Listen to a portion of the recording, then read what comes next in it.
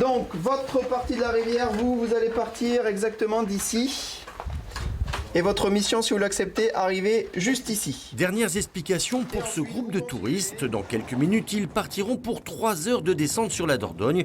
Et ce n'est pas la météo maussade d'aujourd'hui qui les empêchera d'en profiter.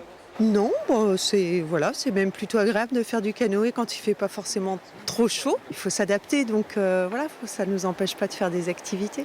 Des vacanciers heureux, tout comme Julien, le loueur de canoë, pas fâché de pouvoir enfin travailler. Une saison compliquée au niveau de la météo déjà, puisqu'on a eu quand même, sur les 2 mois, on a eu bien un mois où il a vraiment pas fait beau. Et on a aussi eu une impossibilité de naviguer pendant au moins 20 jours. En cause, le débit de la Dordogne, celui-ci a atteint 300 mètres cubes par seconde début juillet. Un débit d'hiver trop dangereux pour mettre du monde sur la rivière. Je pense que sur le mois de juillet, on a bien perdu 40% de notre chiffre d'affaires.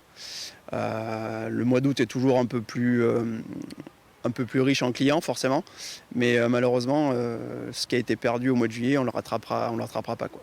Heureusement, depuis la Dordogne s'est assagie et la saison touristique a enfin pu démarrer, avec toutefois de grandes variations selon les secteurs d'activité. A priori, c'est une bonne saison au moins pour les hébergeurs, pour quelques lieux d'accueil, mais pas pour tout le monde, notamment les activités de loisirs qui ont beaucoup souffert. Les 2 freins essentiels, c'est la météo au mois de juillet, qui s'est améliorée là au mois d'août, et c'est le pass sanitaire là aujourd'hui qui freine aussi beaucoup les voyageurs.